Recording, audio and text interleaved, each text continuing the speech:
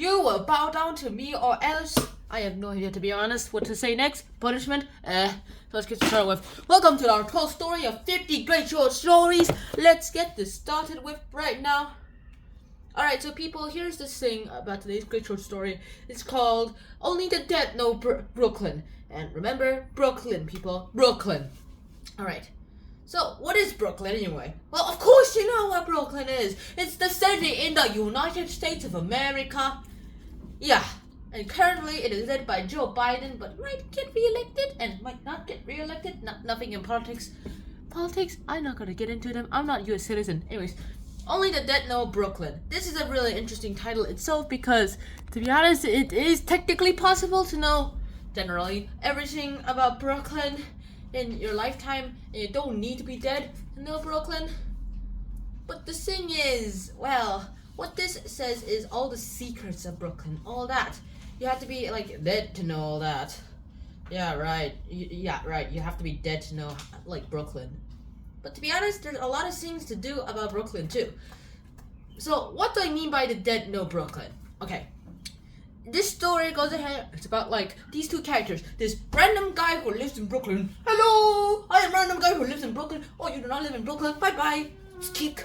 And then this other guy who just came in, like, I'm a newcomer. I have a map. And he's like, that map is useless, kid. Sure, it gives you all the main points. But however, that map does not give all the secrets. Rip map. Okay. No ripping the map, so.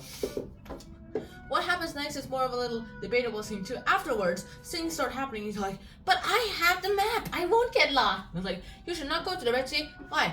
And then he realized, I shouldn't tell this green bean. Because this guy, if I tell him, he'll be like, what does that mean? Yeah, what does that mean? Yeah, tell me.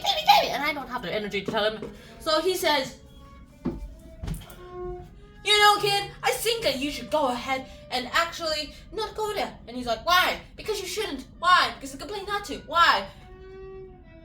Thinks a real reason for the quote. Because it's a really easy place to get lost in. Haha. And then he's like, I have a map. And he's like, that map is useless, kid. It only shows you the city. It doesn't show you specific parts of the city. You have a useless map. Whoever gave you that map or sold you that map, it's useless. I drew it myself. Okay, that part was a lie, actually. He didn't draw it himself, he just got it somewhere. And then he started saying, what about drowning? Yeah, drowning is a pretty good reason. Have you seen anyone drowning? Like, 2 people in both at Coney Island. And he's like, oh, has anyone ever drowned here? And he's like, what do you mean? Drowned here in Brooklyn. No, you can't drown in Brooklyn unless you like me in a swimming pool, of course. No, like here in Brooklyn. No, you have to be like in the ocean where there's water. Or you could just put a fishbowl on your head with like a bunch of water in it. But that's not technically a way to drown. Anyways, that happens.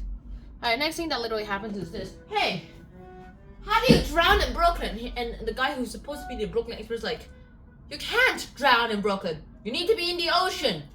And Brooklyn's far from an ocean. He was like, I must know it. And he keeps saying, drowning. Apparently he's so obsessed with this. Also, keep in mind that this is during a train ride.